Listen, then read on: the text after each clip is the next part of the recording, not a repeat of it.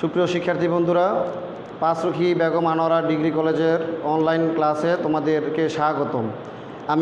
আমি উপস্থাপনায় আছি আরিফ সরকার, প্রভাষক রসায়ন, পাঁচরুখি বেগম আনোয়ারা ডিগ্রি কলেজ। তাহলে আজকে চলো আমরা এখন সরাসরি পড়াতে চলে যাই। আজকে তোমাদের সাথে আমার চতুর্থ অধ্যায়ের গাণিতিক সমস্যা নিয়ে আলোচনা হবে। চতুর্থ অধ্যায় নিয়ে আজকে যতটা সম্ভব আমাদের আজকে গাণিতিক সমস্যা সমাধানের আমরা চেষ্টা করব।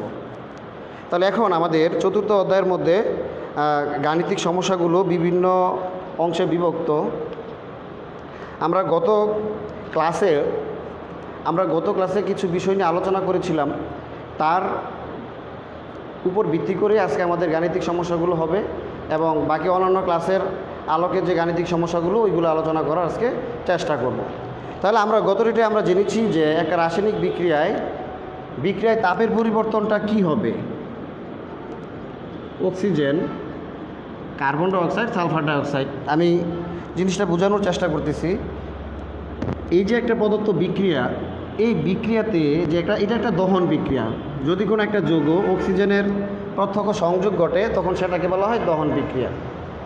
তাহলে এই দহন বিক্রিয়ায় যে তাপের পরিবর্তন ডেল্টা এইচ, অর্থাৎ বিক্রিয়ায় তাপের পরিবর্তন কি হবে?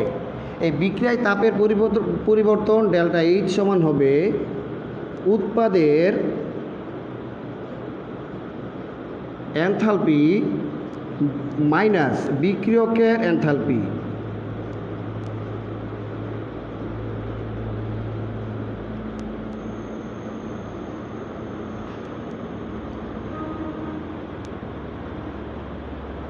এনথালপি অর্থাৎ উৎপাদের এনথালপি মাইনাস বিক্রিয়কের এনথালপি, বা উৎপাদের তাপ মাইনাস বিক্রিয়কের তাপ। তাহলে উৎপাদের এনথালপিটা এখানে যদি আমরা বলি H2 আর বিক্রিয়কের এনথালপি হচ্ছে H1। এখন এটা হচ্ছে উৎপাদের এনথালপি আর বিক্রিয়কের এনথালপি। এখন যদি আমরা এই সমীকরণটা থেকে আরেকটু বোঝার চেষ্টা করব, তা হচ্ছে আমরা এই সমীকরণটা প্রথমে সমতাকরণ করলে আমাদের সালফার হচ্ছে এখানে 2, আমরা এখানে 2 অণু দিলাম, আর অক্সিজেন হয়ে যায় 4, এখানে 4 এখানে 2 6, তাহলে আমাদের এখানে হচ্ছে 2, আমাদের 6 হয়ে গেল। তাহলে কার্বন ডাইসালফাইড দহন বিক্রিয়াতে একবার কার্বন ডাইঅক্সাইড হবে আর একবার সালফার ডাইঅক্সাইড হবে। এখন সমতাকরণের জন্য আমরা এখানে সালফার হচ্ছে 2টা, এই কারণে আমরা পূর্বে দিলাম 2। কখনোই এই সমস্ত স্থানে কিছু লেখা যাবে না, অর্থাৎ এখানে 2টা সালফারের পরমাণু আমরা আগে সমতাকরণের জন্য এই যোগের পূর্বে আমরা লিখতে পারবো। তারপরে এখানে অক্সিজেন হচ্ছে 4 2 আর 2 2 4, 4 আর 2 6, তার মানে যদি আমরা এখানে 3 অণু অক্সিজেন দিয়ে দিই তাহলে আমাদের 6টা পরমাণু অক্সিজেন হয়ে গেল। তাহলে এখন এই প্রদত্ত বিক্রিয়াতে আমাদের এনথালপিটা তাহলে কি হবে? প্রদত্ত বিক্রিয়ার এনথালপি যদি আমি বলি, এখানে কার্বন ডাইঅক্সাইড নিয়ে আমরা একটু দেখি। কার্বন যোগ অক্সিজেন কার্বন ডাইঅক্সাইড, সালফার যোগ অক্সিজেন সালফার ডাইঅক্সাইড। তাহলে এই যে একটা যৌগ, তার উপাদান মৌল থেকে যে গঠন আমরা করছি, এটা কিন্তু দহন তাপ আমরা বলতে পারি, যেহেতু অক্সিজেনের প্রত্যক্ষ সংযোগ, এটাকে দহন তাপ। আবার এটাকে আমরা গঠন তাপও বলতে পারি। একটা একমূল যৌগ তার উপাদান মৌল থেকে উৎপন্ন হওয়ার সময় এই প্রদত্ত বিক্রিয়াতে যে পরিমাণ তাপ শক্তি নির্গত হয়, তার মানে গঠন তাপ। আর যদি সেখানে সেটা আবার দহন তাপ। অবস্থার প্রেক্ষিতে গঠন তাপ এবং দহন তাপ এক হতে পারে। তাহলে প্রদত্ত বিক্রিয়ার এটা কি দহন তাপ, এটাও দহন তাপ, কিন্তু এটা আবার তাহলে এটা সংগঠন তাপও বটে। হিট অফ ফরমেশন এটাকে সংগঠন তাপও বলা হয়।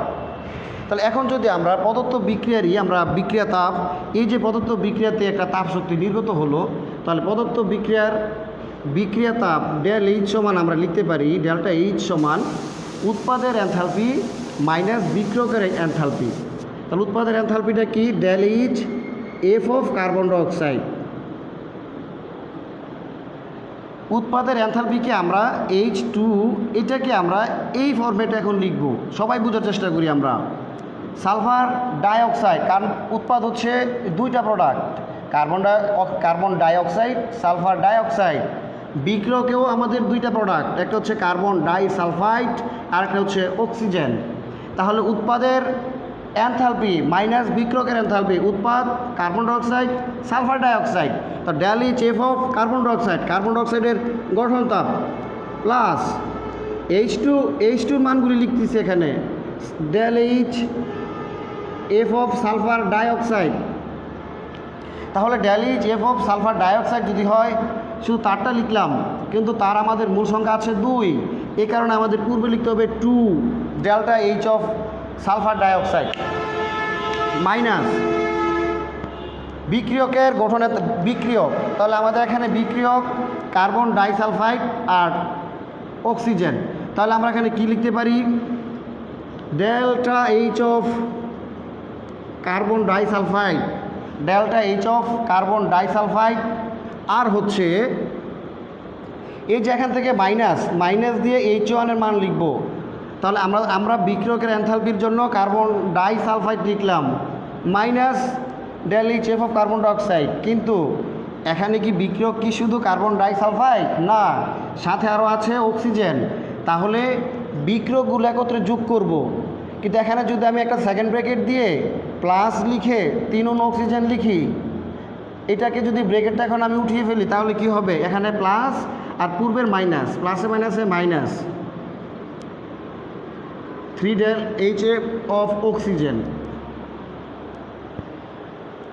এই একটা অঙ্ক যদি তোমরা বুঝতে পারো, তাহলে এই অংশের সবগুলো অঙ্ক নিজেরা বাসায় করতে পারবে। আমি এখন সবই বলে দিতেছি নিয়মগুলো। তাহলে এই যে পদার্থ বিক্রিয়াতে আমরা লিখতেছি যে বিক্রিয়ায় তাপের পরিবর্তন ডেল্টা এইচ সমান delta H F of carbon dioxide plus delta H of sulphur dioxide.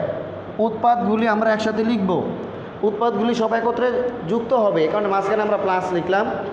আর অবশ্যই যেহেতু এখানে তার মূল সংখ্যা 2, এই কারণে আমরা পূর্বে 2 লিখলাম, 2 del H F of sulphur dioxide. কিন্তু এখানে হচ্ছে পূর্বে 1, এটা লিখতে হবে না, 1 লেখার দরকার আমাদের প্রয়োজন পড়ে না। নেক্সট মাইনাস বিক্রিয়কের এনথালপি, বিক্রিয়কের এনথালপি হচ্ছে কার্বন ডাইসালফাইড ও অক্সিজেন। তাহলে এখানে del H F of carbon disulphide plus del H F of oxygen. যেহেতু পূর্বে মাইনাস ছিল, এই মাইনাসের সাথে প্লাসটা গুণ করলে প্লাসে মাইনাসে মাইনাস। আর এখানে অক্সিজেন হচ্ছে 3 অণু, 3 মূল, এই কারণে 3 delta H F of oxygen. এখন এখান থেকে আমাদের কি নিয়মে অঙ্ক আসতে পারে, এই প্রদত্ত গাণিতিক সমস্যাটা যদি আমরা দেখি, যে এখান থেকে আমরা নির্ণয় করতে পারবো যদি কোনো বিক্রিয়ায় যৌগের গঠন তাপ দেওয়া থাকে, সেখান থেকে আমরা নির্ণয় করতে পারবো বিক্রিয়া তাপ। আমি আবারও বলি, যদি কোনো বিক্রিয়ায় যৌগের গঠন তাপ দেওয়া থাকে, যৌগের গঠন তাপ দেওয়া থাকলে সেখানে আমরা লিখতে পারবো বিক্রিয়া তাপ। আবার যদি নির্ণয় করতে পারি, আবার যদি কোনো বিক্রিয়াতে বিক্রিয়া তাপ দেওয়া থাকলো, প্রদত্ত বিক্রিয়া তাপ দেওয়া আছে, সেখানে কিছু যৌগের আমাদের সংগঠন তাপও দেওয়া আছে, কিন্তু একটা যৌগের সংগঠন তাপ দেওয়া থাকলো না। প্রদত্ত বিক্রিয়ার ডেল এইচের মান দেওয়া আছে আমাদের, প্রদত্ত বিক্রিয়ার ডেল এইচের মান দেওয়া আছে, কার্বন ডাইসালফাইডের গঠন তাপ দেওয়া নাই, কার্বন ডাইঅক্সাইডের গঠন তাপ দেওয়া আছে, সালফার ডাইঅক্সাইডের গঠন তাপ দেওয়া আছে, আর অক্সিজেনের গঠন তাপ 0। সব সময় আমাদের মৌলিক অণু এদের গঠন তাপ হচ্ছে 0। তাহলে এই যে carbon disulphide, oxygen, carbon dioxide, sulphur dioxide, তাহলে আমাদের কী হবে, উৎপাদের এনথালপি মাইনাস বিক্রিয়কের এনথালপি।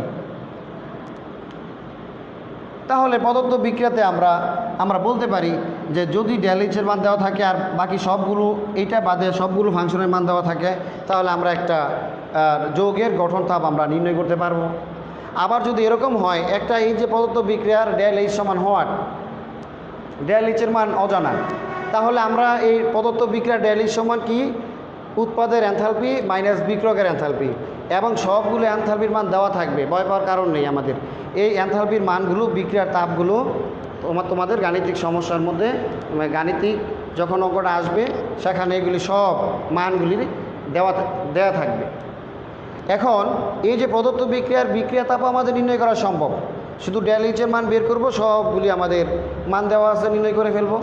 আবার যদি এরকম হয় সালফার ডাইঅক্সাইডের গঠন তাপ দেওয়া নাই, বাকি এর মান আর প্রদত্ত বিক্রিয়া তাপ দেওয়া আছে, তাহলে আমরা করতে পারবো। এখন আমরা একটা অঙ্ক করানোর পূর্বে আমি তোমাদেরকে আরেকটা অঙ্কের নিয়ম দেখাচ্ছি, তারপর দেখিয়ে তোমাদেরকে যেন একটা অঙ্ক করাইলেই তোমরা মোটামুটি এখান থেকে সবটুকু দেখতে পারো। তাহলে আমি একটু দেখিয়ে নিচ্ছি যে আমাদের লাইভ ক্লাসের ভিডিওটা সমস্যা হচ্ছে কি না।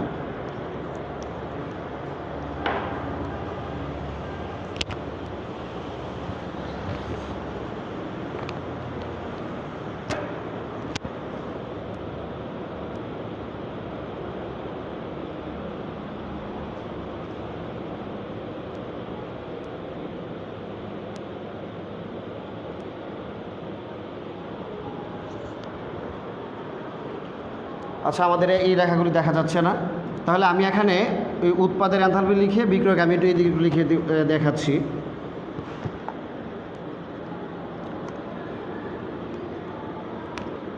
অর্থাৎ ডেল এইচ উৎপাদের enthalpy, del H F of carbon dioxide plus 2 delta H of sulphur dioxide, আর মাইনাস হচ্ছে delta H of carbon disulphide minus 3 delta H of oxygen. এইটা একটা ভাগ।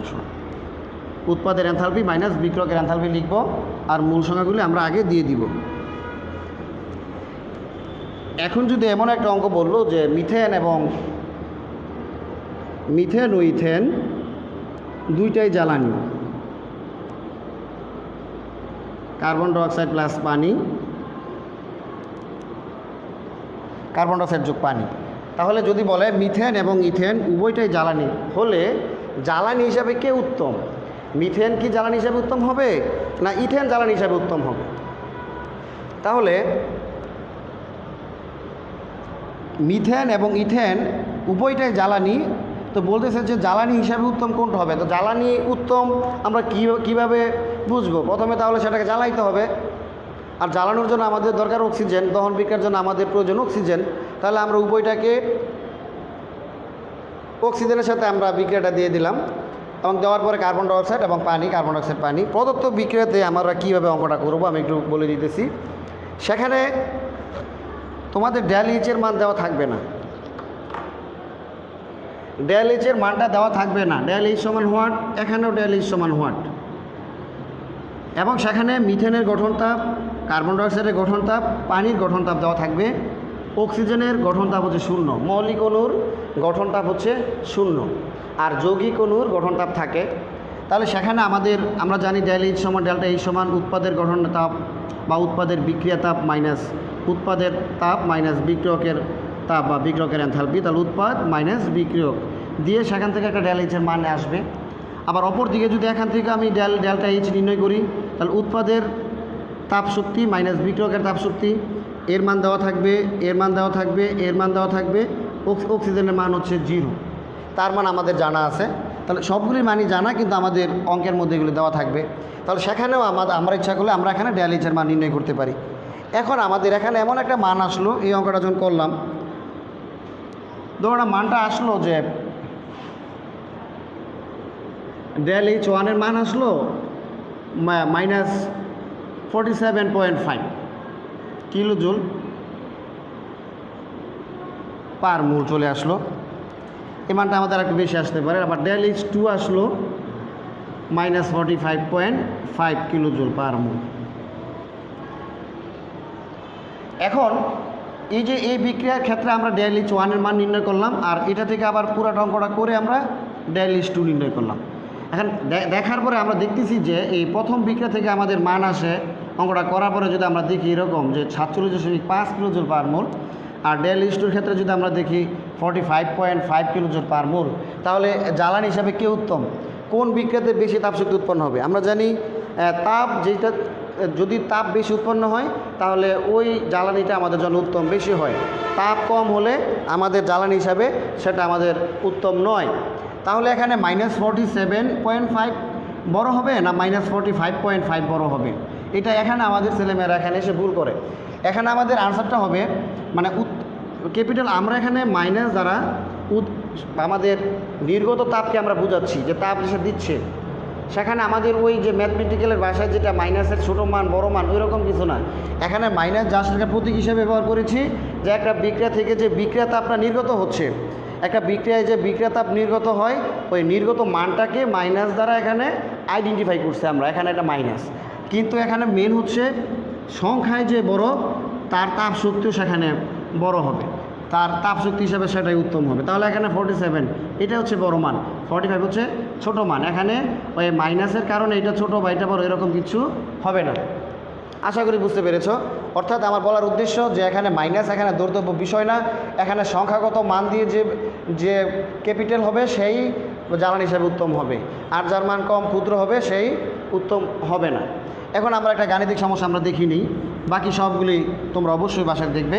আমরা তোমাদের জন্য অক্ষরপত্র প্রকাশনীর রাসায়নিক পরিবর্তন থেকে আমরা একটা গাণিতিক সমস্যা আমরা দেখাচ্ছি। আমাদের একটা অঙ্ক প্রথমে আমরা দেখি নিই, তা হচ্ছে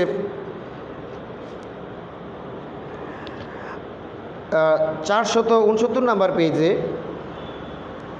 469 নাম্বার পেজে আমাদের লেখা আছে 5 নম্বর অঙ্কটা শিক্ষার্থীর কাজ। 5 নম্বর যে গাণিতিক সমস্যাটা সেটা আমরা দেখি, আমরা শুধু কোটেশনগুলো একটু নোট করে তারপরে আমি অঙ্কটা আমি হোয়াইট বোর্ডে করে দিতেছি। তা হচ্ছে এখানে আমাদের লেখা আছে মিথেনের দহন তাপ। মিথেনের দহন তাপটা আমাদের দেওয়া আছে যে অঙ্কটার মধ্যে হচ্ছে মিথেনের দহন তাপ -89.5 কিলোজুল পার মোল, এটা আমাদের দেওয়া আছে মিথেনের দহন তাপ। আর আমাদের কার্বন ডাইঅক্সাইড আর আমাদের হচ্ছে পানি, এর গঠন তাপ দেওয়া আছে, এখানে দেওয়া আছে আমাদের 406.1 কিলোজুল পার মোল। আর আমাদের এখানে দেওয়া আছে -285.85 কিলোজুল পার মোল। আর এখানে বলতেছে যে মিথেনের সংগঠন তাপ, মিথেনের দহন এনথালপি, এটা হচ্ছে দহন এনথালপি, তার দহন আমি বলতেছি। আর এটা এখানে মিথেনের সংগঠন তাপ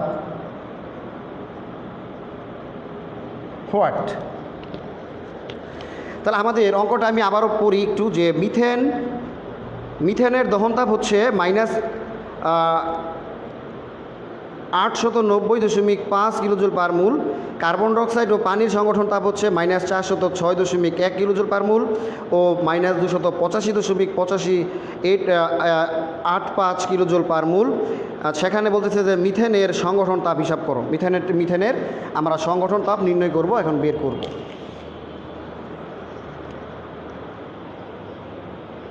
আচ্ছা, তাহলে আমাদের প্রথমে কি দেওয়া আছে অঙ্কটার মধ্যে? মিথেনের দহন তাপ। অর্থাৎ একটা মিথেনকে যদি আমরা অক্সিজেনের সাথে তার বিক্রিয়া করি, একে আমরা পোড়ানো হলে প্রদত্ত বিক্রিয়াতে এত কিলোজুল তাপ শক্তি উৎপন্ন হবে, তাহলে তার দহন তাপ। সেখানে বলতেছে যে কার্বন ডাইঅক্সাইডের গঠন তাপ এত, ΔHF অফ কার্বন ডাইঅক্সাইড, অর্থাৎ কার্বন যোগ অক্সিজেন কার্বন ডাইঅক্সাইড প্রদত্ত বিক্রিয়ার মানটা হচ্ছে এই যে কার্বন ডাইঅক্সাইড তার উপাদান মৌল থেকে সেটা উৎপন্ন হলো, সেখানে তার মান হচ্ছে ΔH সমান -406.1। আচ্ছা, তাহলে কার্বন ডাইঅক্সাইডের মানটা আমাদের দেওয়া আছে। কার্বন ডাইঅক্সাইডের কী মান দেওয়া আছে? এখানে কার্বন ডাইঅক্সাইডের গঠন তাপের মান দেওয়া আছে, আর পানিরও এখানে গঠন তাপের মান দেওয়া আছে, ΔH অফ ওয়াটার, এটার মান দেওয়া আছে, আমাদের নির্দিষ্ট মান দেওয়া আছে। তো বলতেছে যে মিথেনের গঠন তাপ কত হবে। তাহলে আমরা এখন অঙ্কটা করি। প্রথমে আমাদের বিক্রিয়া দরকার। বিক্রিয়াটা হচ্ছে আমরা মিথেনের দহন তাপ, তো মিথেনকে দাহিত করলে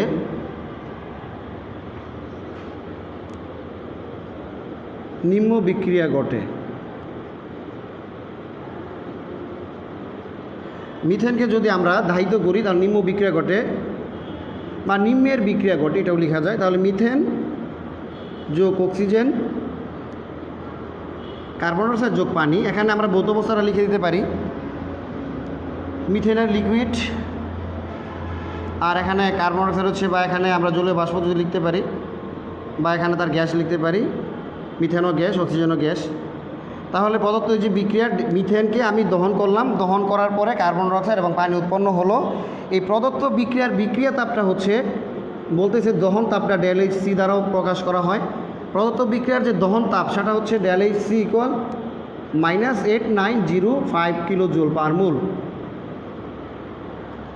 তাহলে প্রদত্ত বিক্রিয়ার বিক্রিয়া তাপ, প্রদত্ত বিক্রিয়ার দহন তাপ, প্রদত্ত বিক্রিয়ার নির্গত তাপ, আমরা যাই বলি, কথাটা আমি আবার বলতেছি, প্রদত্ত বিক্রিয়ার বিক্রিয়া তাপ, প্রদত্ত বিক্রিয়ার দহন তাপ, প্রদত্ত বিক্রিয়ার নির্গত তাপ, এই তাপ শক্তিটা নির্গত করে হলে বলতেছে যে এই যে হলে এই যে বিক্রিয়াটা ঘটলে এই মিথেনের সংগঠন তাপ কত হবে। তাহলে আমরা জানি এরকম যে কোনো একটা বিক্রিয়া হলে সেখানে তার ΔHc আমরা, অর্থাৎ বিক্রিয়ার নির্গত তাপের পরিমাণ বা তাপের পরিবর্তন ΔHc সমান এই যে পুরা বিক্রিয়ার তাপের যে পরিবর্তনটা হলো, মোট বিক্রিয়ার যেখানে তাপের পরিবর্তনটা হলো, সেই তাপের পরিবর্তনটা হলো উৎপাদের এনথালপি মাইনাস বিক্রিয়কের এনথালপি। এই যে পুরা বিক্রিয়ায় যে তাপ শক্তি দহন তাপ করার এই মিথেনকে দাহিত করার পরে যে তাপ শক্তি উৎপন্ন হলো, এটা হচ্ছে মোট বিক্রিয়া তাপ দহন তাপের যে টোটাল মান, এটা নির্ভর করতেছে তার মানের উপরে, উৎপাদের এনথালপির উপরে মাইনাস বিক্রিয়কের এনথালপির উপরে।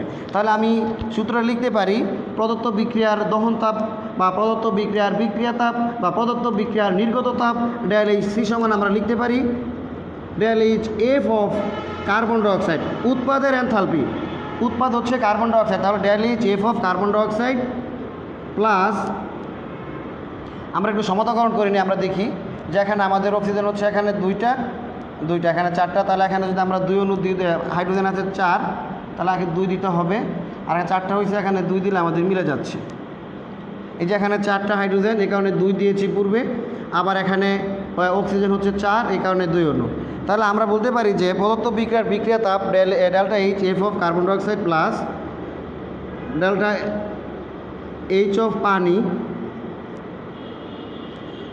2ΔH অফ পানি, যে ΔHc সমান উৎপাদের গঠন তাপ ΔHf of carbon dioxide plus উৎপাদের ΔHf অফ পানি, যেহেতু এখানে 2 মূল, এই কারণে আমরা 2 লিখলাম, আর মাইনাস বিক্রিয়কের ΔHf অফ মিথেন, আর হচ্ছে এখানে যেহেতু বিক্রিয়ক টোটালটা যোগ হয়, এই যোগের আর এখানে বিয়োগে প্লাস মাইনাসে মাইনাস 2ΔH অফ অক্সিজেন।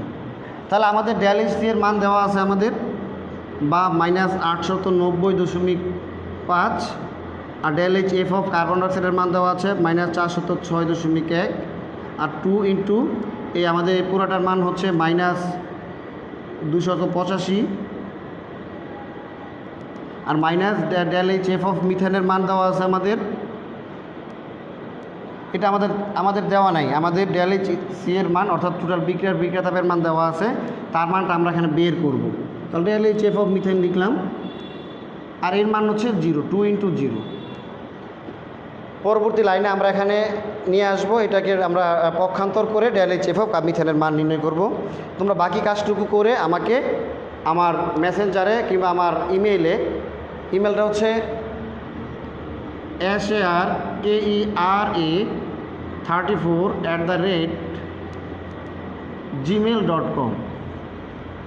দ্বিতীয় বর্ষের শিক্ষার্থীরা তোমরা SARKERA34@gmail.com তোমরা আমার এই ইমেলও পাঠিয়ে দিতে পারো, আর মেসেঞ্জারও আমার এই অঙ্কটা করে রেজাল্টটা আমাকে, এর ফলটা, এই পুরো অঙ্কটা করে আমার মেসেঞ্জারে পাঠিয়ে দিবে। সাথে আমি কিছু আরও তোমাদের কাজ দিতেছি, তা হচ্ছে তোমাদের 469 469 নাম্বার পেজে, 469 নাম্বার পেজ থেকে তোমরা অল্প কিছু অঙ্ক তোমাদের দিয়ে দিচ্ছি, তা তোমরা করবা, মাত্র 3টা অঙ্ক। একটা হচ্ছে আমাদের 2 নাম্বার যে অঙ্কটা আছে, প্রমাণ সংগঠন তাপ বের করো মিথেন ও ইথেন এর কোনটি উৎকৃষ্ট জ্বালানি, অক্ষরপত্র প্রকাশনীর।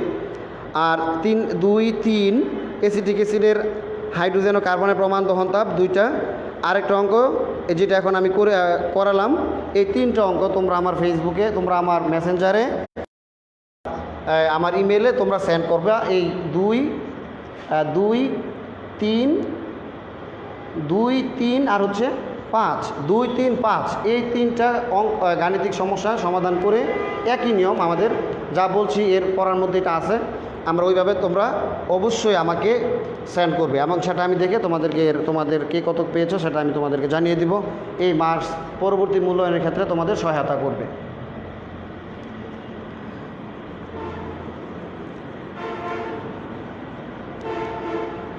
তাহলে আমাদের এখন বিক্রিয়ায়, রাসায়নিক বিক্রিয়ায় শক্তি রূপান্তর, এখান থেকে প্রশ্ন আসলে আমাদের এই জাতীয় অঙ্ক দেয়।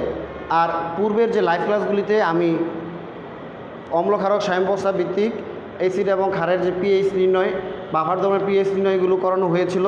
শুধু আমাদের বাদ আছে যে আমাদের প্রথম যে অংশটা রাসায়নিক গতিবিদ্যা, রাসায়নিক গতিবিদ্যা থেকে আমরা একটা অঙ্ক আমরা করিয়ে দিব। সেটা যদি আমরা দেখলে তোমরা আরও অন্য অঙ্কগুলি তোমরা পারবে। রাসায়নিক গতিবিদ্যার মধ্যে আমাদের মূলত যে সূত্রগুলি কাজে লাগতেছে তা হচ্ছে যে রাসায়নিক বিক্রিয়ার ব্যাগের সাথে যে তাপমাত্রার সম্পর্কটা, সেটা তো সে রিলেটেড আমাদের যে একটা রাসায়নিক বিক্রিয়ার সাথে আমাদের যে অ্যারিনাসের যে সমীকরণটা ছিল তা হচ্ছে আমাদের এই সমীকরণটা কাজে লাগবে। আমাদের এই যে সমীকরণটা কাজে লাগবে, log K2/K1 EA/2.303 R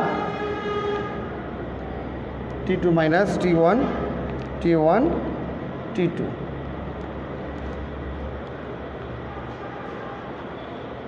তাহলে আমাদের এই যে একটা গাণিতিক সূত্র যে log K2/K1 সমান EA 2.303 R T2 minus T1 T2।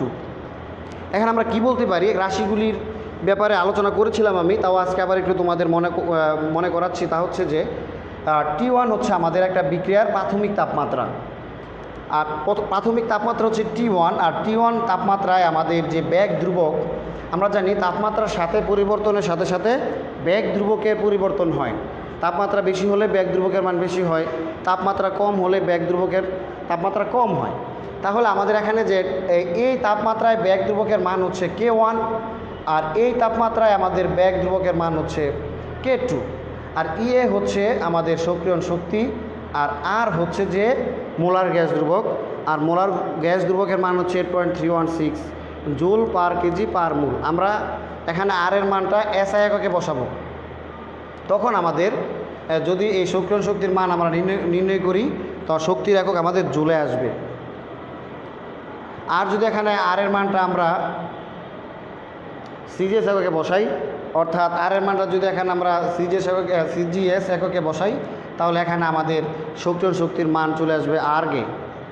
কিন্তু তোমাদের সহজীকরণের জন্য সেটা আমি বলতেছি, তোমরা এই অঙ্কতে R এর মানটা SI এককে বসালে অঙ্কটা আমাদের জন্য সহজ হয়। তাহলে T1 প্রাথমিক তাপমাত্রাতে বেগ ধ্রুবকের মান K1, তাহলে প্রাথমিক তাপমাত্রা হচ্ছে T1,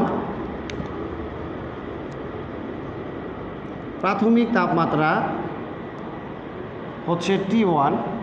আর এখানে বেগ ধ্রুবক হচ্ছে প্রাথমিক তাপমাত্রায় যে বেগ ধ্রুবকটা সেটা হচ্ছে K1, আর পরিবর্তিত তাপমাত্রা বা দ্বিতীয় তাপমাত্রা, পরিবর্তিত যে তাপমাত্রাটা সেটা হচ্ছে আমাদের T2, আর সেখানে আমাদের বেগ ধ্রুবকের মান হচ্ছে K2। আমাদের সক্রিয়ণ শক্তি হচ্ছে EA, আর মোলার গ্যাস ধ্রুবক হচ্ছে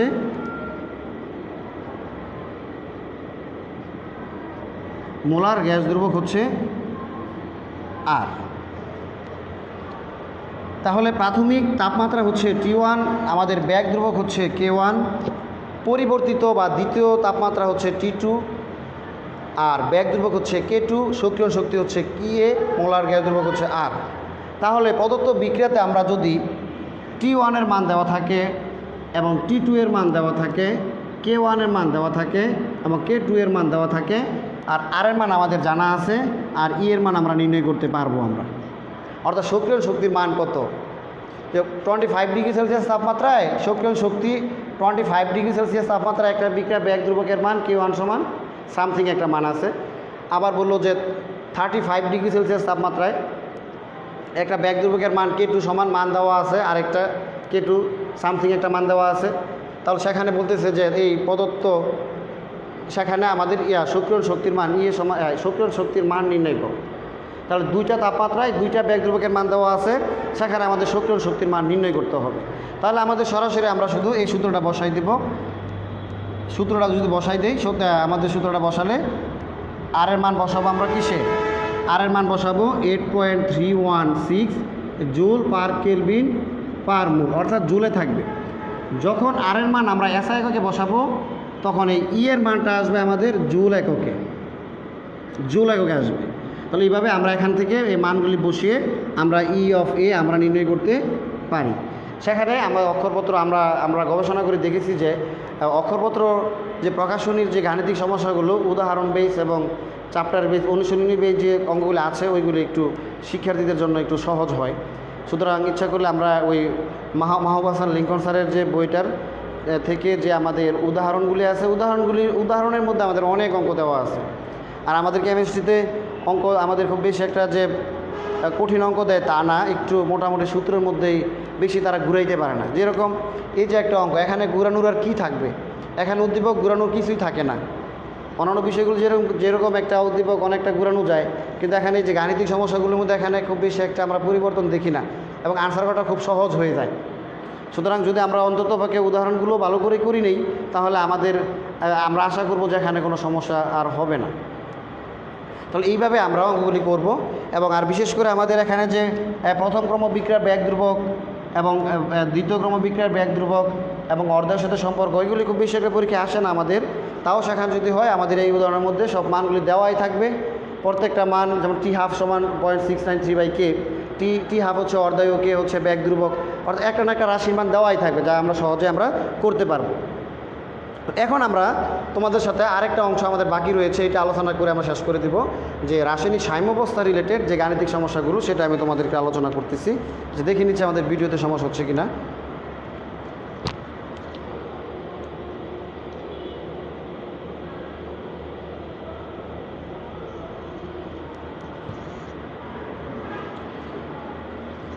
আচ্ছা,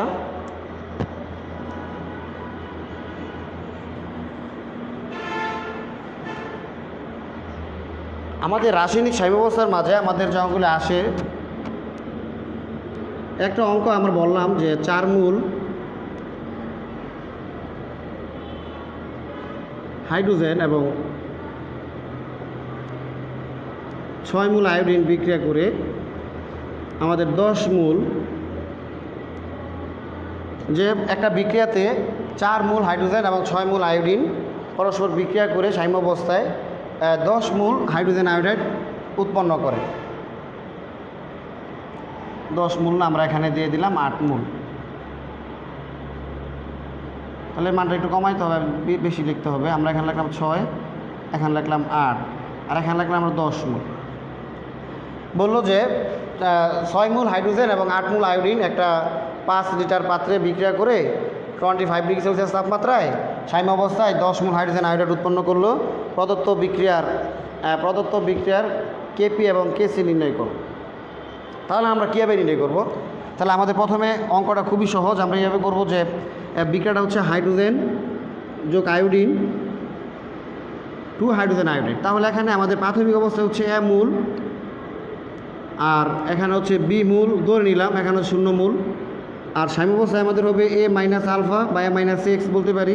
1 মূলের ক্ষেত্রে আমাদের বিয়োজনের পরিমাণ এবং বিয়োজনের মাত্রা একই হয়। 1 মূলের ক্ষেত্রে আমি তোমাদেরকে একটা ইম্পর্টেন্ট কথা বলতেছি, তা হচ্ছে যে 1 মূলের বিয়োজনের ক্ষেত্রে আমাদের বিয়োজন মাত্রা এবং বিয়োজনের ধ্রুবক বিয়োজনের পরিমাণ আমাদের একই হয়।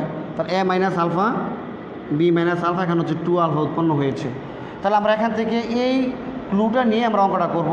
তাহলে আমরা এখানে বলতে পারি যে কয় মূল হাইড্রোজেন আয়োডাইড উৎপন্ন হয়েছে? 10 মূল। তাহলে আমরা এখানে লিখতে পারি যে 2 আলফা সমান 10 মোল, তাহলে আলফা সমান হচ্ছে 5 মোল। তা আমরা আলফার মান পেলাম 5 মোল। তাহলে এখন আমাদের তাহলে হাইড্রোজেনের পরিমাণটা কি হবে?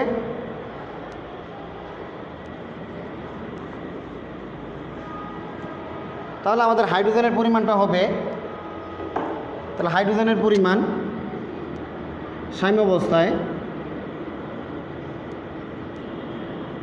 হাইড্রোজেনের পরিমাণ হচ্ছে এ মাইনাস আলফা। তাহলে আমাদের প্রাথমিক অবস্থায় ছিল এখানে এর পরিমাণ ধরেছিলাম আমরা 8 মোল, আর এখান থেকে আমরা আলফার মান পেলাম 5 মোল। তাহলে এখানে আছে কত? 3 মোল অবশিষ্ট আছে। আর আমাদের আয়োডিনের পরিমাণ যদি নির্ণয় করি বি মাইনাস আলফা, আর এটা ধরেছিলাম 6 মোল ধরেছিলাম। তাহলে আমাদের যদি আমরা 6 মোল, ওই আমাদের এইটা ছিল 6 মোল 6, তাহলে 1 মোল। আর এখানে আমাদের বি আমরা যে এখন একটা ধরলাম, কিন্তু মানটা আমাদের ধনাত্মক পজিটিভ আসতে হবে, এর বুক আমি বলতেছি। তাহলে এখানে যদি আমাদের 8 মোল ধরে নিই, তাহলে বি হচ্ছে 8 মোল। বিক্রিয়ার যে প্রাথমিক অবস্থায় যে মূল সংখ্যাটা সেটা হচ্ছে এ এবং বি এর মান, আর আলফা হচ্ছে যেটা আমাদের বিজিত হয়ে গেছে সেটা কত? আলফার মান কত? 5, তাহলে 3 মোল। তাহলে আমরা বের করলাম। কিন্তু পদার্থ বিক্রিয়ার কেসি সমান আমরা কি জানি? আমরা জানি কেসি সমান উৎপাদের মোলার ঘনমাত্রা ডিভাইডেড বিক্রিয়কের মোলার ঘনমাত্রা। তাহলে উৎপাদ হচ্ছে আমাদের হাইড্রোজেন আয়োডাইড। তাহলে হাইড্রোজেন আয়োডাইড যেহেতু 2 মোল, এই কারণে এটা হচ্ছে এখানে বর্গ, আর 1 মোল থাকার কারণে এখানে আমাদের কোনো পরিবর্তন হয় নাই। তাহলে সেখানে আমাদের এখন মান নির্ণয় করতে হবে। তাহলে হাইড্রোজেনের মোলার ঘনমাত্রা হবে মূল সংখ্যা বাই আয়তন, কারণ ঘনমাত্রা সি সমান আমরা জানি n/b, অর্থাৎ মূল সংখ্যাকে আয়তন দিয়ে ভাগ দিলে আমরা মানটা পাবো। তাহলে আমরা একটু আগে হাইড্রোজেনের মূল সংখ্যা মাইনাস করে বের করেছিলাম 1 মোল, আর বি হচ্ছে বিক্রিয়াটা ঘটছে, ধরে নাও তোমরা 5 লিটার আয়তনের একটা পাত্রে বিক্রিয়াটা ঘটছে, তাহলে 1/5 অঙ্কের মধ্যে বসে আয়তনটা দেওয়া থাকবে। তাহলে 5 লিটার পাত্রে বিক্রিয়াটা ঘটলে তো 5, তাহলে আমাদের এখানে মূল সংখ্যা হচ্ছে 1 আর আয়তন হচ্ছে 5। অনুরূপভাবে আয়োডিনের সেখানে আমাদের বের হয়েছিল যে এটা তার যে পরিমাণ ছিল সাম্যাবস্থায় 3 মোল, আর আমাদের আয়তনটা হচ্ছে যে 5 মোল। আর আমাদের হাইড্রোজেন আয়োডাইডের পরিমাণটা কি হবে? হাইড্রোজেন আয়োডাইডের পরিমাণটা ছিল 2 দিয়ে আমরা ভাগ করার পরে ছিল 5 মোল, তাহলে 5/5 অর্থাৎ 1 মোল পার লিটার। এখন এই যে আমরা এই মানগুলো প্রদত্ত বিক্রিয়াতে আমরা যদি এই বসিয়ে দেই, অতএব কেসি সমান হাইড্রোজেন আয়োডাইডের মান যদি আমরা বসিয়ে দিই এবং হাইড্রোজেনের মান এবং আয়োডিনের মানটা বসিয়ে দিলে আমাদের কেসি এর মান চলে আসবে। অর্থাৎ এটা হচ্ছে প্রদত্ত কেসি এর মান। এখানে কোনো একক হবে না, যেহেতু উৎপাদ এবং বিক্রয়ের মূল সংখ্যা সমান, এই কারণে এখানে যা আছে যেটা যে মান 1.06 আনসার, এইটাই আনসার। অর্থাৎ যেটা আসবে সেটাই আনসার, যা আসে সেটাই আনসার। এখানে কোনো আমরা একক লিখব না। আর যদি প্রদত্ত বিক্রিয়ার কেপি বলতে যাই, যেহেতু আমরা জানি যে বলেছিলাম যে এখানে কেপি এবং কেসি এর মধ্যে সম্পর্ক কি? কেপি সমান কেসি r⁴ কিন্তু প্রদত্ত বিক্রিয়াতে আমাদের ডেল এর সংখ্যা সমান, উৎপাদ এবং বিক্রয়কের মূল সংখ্যা সমান। তাহলে আমাদের এখানে কেসি r0, তাহলে এর মান হচ্ছে 1 কেসি। অর্থাৎ যে সমস্ত বিক্রিয়ার ক্ষেত্রে বিক্রয়ক এবং উৎপাদের মূল সংখ্যা সমান থাকে, এদের ক্ষেত্রে আমাদের কেপি এবং কেসি এর মান একই হয়। আবার এই বিক্রিয়াটা আমি কেপি নির্ণয় করতে পারি। কেপি নির্ণয় করার জন্য আমাদের শর্ত কি? আংশিক চাপ। আর আংশিক চাপ তুমি যদি বের করতে চাও তাহলে তোমাকে জানতে হবে মোট চাপ এবং মূল ভগ্নাংশ। আর এই কারণে ওই গাণিতিক সমস্যার মধ্যে মোট চাপটা দেওয়া থাকবে যে 3 atm বা 5 atm চাপে একটা বিক্রিয়াতে, তাহলে সেখানে আমাদের মোট চাপ উল্লেখ করা আছে। আবার ওই আগের মতো সাম্যাবস্থায় যে মূল সংখ্যা যা বের করছি ঠিক এইভাবেই বের করব, তখন সেখানে আমাদের মূল ভগ্নাংশটা নির্ণয় করতে হবে। আংশিক চাপ সমান মোট চাপ ইন্টু মূল ভগ্নাংশ। তাহলে মোট চাপের মান তো দেওয়াই থাকবে এবং অঙ্কের মধ্যে। আর মূল ভগ্নাংশ কি? আমরা যেই মৌলের মূল ভগ্নাংশ নির্ণয় করতে চাবো, যদি হাইড্রোজেনের মূল ভগ্নাংশ আমরা নির্ণয় করতে চাই, তাহলে কি হবে? হাইড্রোজেনের মূল ভগ্নাংশ হবে তার যে সাম্যাবস্থায় যে আমরা একটা মূল সংখ্যা বের করেছি এবং সাম্যাবস্থায় যে মিশ্রণের মূল সংখ্যা সবগুলি আমরা যোগ করব। সাম্যাবস্থায় হাইড্রোজেনের মূল সংখ্যা, সাম্যাবস্থায় আয়োডিনের মূল সংখ্যা, সাম্যাবস্থায় হাইড্রোজেন আয়োডাইডের মূল সংখ্যা সব যোগ, অর্থাৎ মোট মূল সংখ্যা কখন? সাম্য অবস্থায়। আর উপর হচ্ছে উপাদানের, যে উপাদান আমাদের দরকার উপাদানের মূল সংখ্যা। তাহলে প্রিয় শিক্ষার্থী বন্ধুরা, আশা করি আজকের ক্লাসের যে আমাদের আলোচনা হয়েছে তা তোমরা বুঝতে পেরেছো। আর এর গাণিতিক সমস্যাগুলো অবশ্যই আমি যেভাবে বলেছি এই নিয়ে মোটামুটি আলোচনা তোমাদের বাসাতে তোমরা এই অক্ষরপত্র প্রকাশনীর যে গাণিতিক সমস্যাগুলো আছে তোমরা দেখে নিবে, এবং আমি তোমাদের বাসার যে হোমওয়ার্ক দিয়েছি সেটা অবশ্যই তোমরা পালন করবে। তোমরা আমাকে মেসেঞ্জারে আমাকে অবশ্যই পাঠাবে। সে তোমরা ভালো থাকো, সুস্থ থাকো, সেই শুভকামনায় আজকের মতো আমি ক্লাস থেকে বিদায় নিচ্ছি। আসসালামু আলাইকুম ওয়া রাহমাতুল্লাহি ওয়া বারাকাতুহু।